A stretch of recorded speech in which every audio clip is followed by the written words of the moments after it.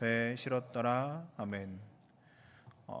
로마서 27장과 28장의 내용은 우리가 잘 알고 있는 것처럼 로마로 가는 그 여행길의 과정들이 잘 기록되어 있습니다. 우리는 어저께 함께 그들이 유브라데 다시 유라굴로라고 하는 광풍을 크게 만나서 어려움을 당하고 있었던 본문을 함께 보았습니다.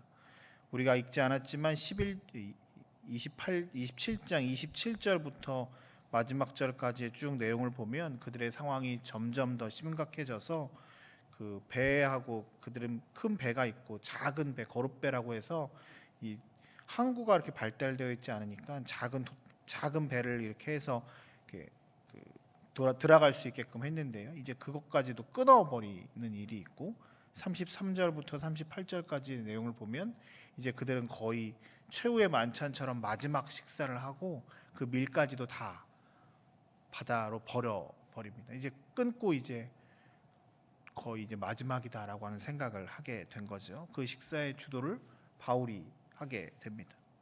그런데 어떻게 된 일인지 모르겠지만 39절에 보면 어떤 알지 못하는 땅에 그들이 점점 가는 것을 보게 되었고 군인들은 죄수가 헤엄쳐서 도망갈 것 같으니까 죽이려고 했지만 바울을 구원하시기 위한 하나님의 놀라운 계획 가운데 그들이 이렇게 살아나게 됩니다. 그리고 오늘 28절에 보면 나중에 알게 된 그 섬의 이름이 멜리데라고 하는 섬이었고 그곳에서 이렇게 정박을 할 수 있게끔 되었습니다. 그런데 그곳에 그냥 막 죽는 것이 아니라 또 원주민들이 그들을 이렇게 돌봐주는 일들이 있고 동정하여서 불을 피워서 그들을 이렇게 살려줍니다.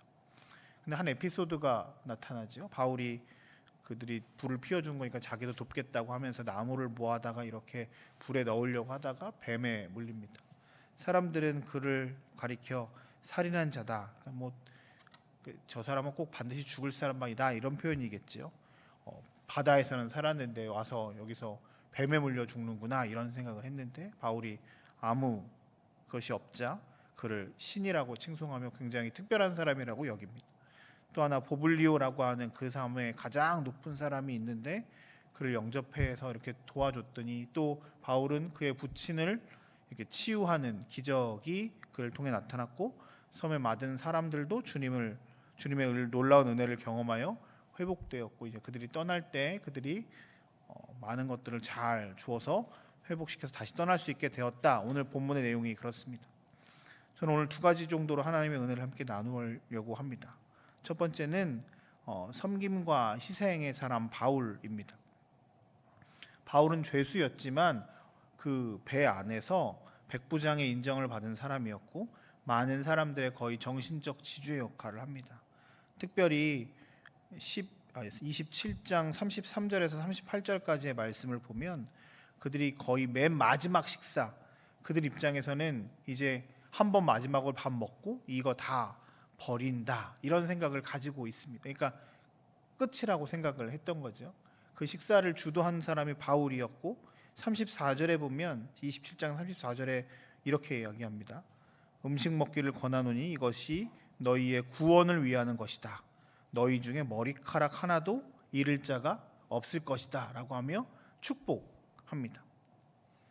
죄수의 신분이고 그를 통제하는 백부장 군인들도 있을 거고 선원과 선주 뭐 많은 사람들이 있는데 바울이 모든 것들을 주도했고 또 심지어 그들이 다 먹고 36절에 보면 그들이 다 안심하고 받아 먹고 이런 일들이 있었고 270명이나 되었다고 합니다.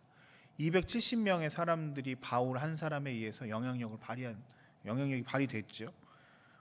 그 나이도 굉장히 바울이 이 상황에서 좀 많은 축에 속해였고 그런데 그 섬에 들어갔을 때 별로 허드렛 일을 하지 않아도 될 정도의 사람이었는데 바울은 손수 그 일들을 감당합니다.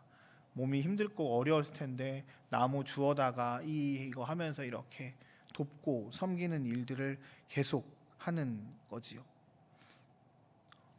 너희 중에 누구든지 크고자 하는 자는 섬기는 자가 되고 너희 중에 으뜸이 되고자 하는 자는 너희의 종이 된다라고 하시는 하나님의 말씀, 마태복음 20장의 말씀, 섬김과 희생이라고 하는 주제는 늘 그리스도를 본받는 주제이기도 합니다. 주님께서 우리에게도 이런 은혜가 있기를 원하십니다. 내가 어떤 상황이건 어떤 자리에 있건 하나님의 마음으로 예수 그리스도의 삶을 따라가는 것, 최선을 다해서 사람들을 섬기고 돕는 일들은 주님께서 우리에게 원하시는 일입니다. 바울이 그런 일들을 했고 예수께서도 그 일들을 감당하셨기에 우리가 그 일들을 하는 것은 참으로 마땅한 일입니다. 오늘도 우리가 함께 교회에 나와서 기도합니다. 저는 이 기도의 자리도 우리의 마음을 하나님께 올려드리는 것뿐만 아니라 하나님의 마음을 아는 것뿐만 아니라 우리가 희생과 섬김을 위한 귀한 자리임을 기억해야 합니다. 우리가 함께 같이 중보하며 우리의 구역과 교회와 사람들을 위해서 함께 기도하는 것 또한 희생과 섬김의 자리라고 생각합니다. 우리가 오늘 함께 같이 기도할 때 우리에게 생각나는 사람들을 위해서 함께 같이 기도하시고 그 기도를 통해서 그 사람들을 돕고 섬기는 일들, 그리고 우리의 삶에서 작은 섬김들을 통해서 그리스도의 놀라운 사랑들이 나타나는 은혜가 오늘 하루 여러분들의 삶에 있기를 주의 이름으로 축복합니다. 두 번째, 오늘 말씀을 통해서 깨달을 수 있는 것은 고난이 하나님의 살아계심을 나타내는 수단이 될 수 있음을 우리를 다시 한번 깨달을 수 있습니다. 봉사하고 섬기는 일들 가운데 바울이 어려움을 당합니다. 뱀에 물렸습니다.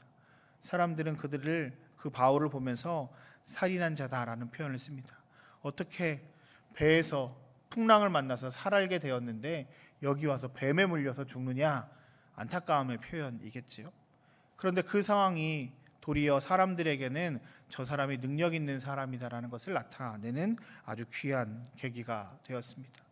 부블리오라고 하는 그 섬의 리더, 그 부친이 어려움을 당해서 아픔을 당해서 열병과 이질이 있을 때 그를 회복시키는 놀라운 은혜의 기적의 통로가 바울을 통해서 일어나서 많은 사람들이 하나님을 알게 되는 은혜가 있습니다. 섬 가운데 다른 병자들, 환자들이 많이 있었는데 그들을 만지시는 놀라운 은혜들을 바울을 통해서 나타내 주시면서 많은 사람들이 하나님을 경험하는 놀라운 은혜가 그들 가운데 있게 됩니다. 우리도 마찬가지입니다. 하나님의 은혜가 우리 가운데 늘 있습니다. 그런데 우리가 가끔 그 은혜를 평상시에는 누리지 못하고 살아갈 때가 있습니다. 고난의 때, 어려움의 때에 우리는 더 깊이 하나님의 은혜를 느낍니다. 이스라엘 사람들이 하나님을 가장 많이 고백하고 경험할 때가 광야 시절이었습니다. 늘 하나님의 존재를 인정하고 만나와 메추라기로 구름 기둥과 불 기둥으로 삶의 가장 순간순간, 삶의 가장 옆에서 하나님의 살아계심을 경험하는 순간이 가장 어려웠던 그 광야 시절이었습니다. 우리의 삶에 광야가 없기를 우리는 늘 기도하고 있습니다. 물론 그렇습니다. 우리의 삶에 광야가 없었으면 참 좋겠습니다. 그런데 또 다른 한편으로는 광야를 통해서 우리는 하나님을 경험할 수가 있습니다. 혹 여러분들 삶에 지금 광야라는 현실이 펼쳐져 있다면 그 광야에서 하나님의 놀라운 은혜들을 경험하는 은혜가 있기를 주의 이름으로 축복합니다. 그곳이 하나님의 놀라운 은혜를 경험하는 현장임을 기억하시고 좌절하고 낭망하며 끝나는 것이 아니라 더 크고 놀라운 하나님의 은혜를 경험하는 하나님의 복의 통로의 기간이 됨을 기억하시며 오늘 하루도 주님을 앙망하며 살아가는 저와 여러분들의 삶이 되시길 주의 이름으로 축복합니다. 우리 함께 같이 기도했으면 좋겠습니다. 위기의 상황 가운데서 하나님을 만났던, 그리고 하나님의 놀라운 은혜를 전했던 바울처럼 주님, 오늘 하루 우리의 삶에서 혹 내 뜻대로 되지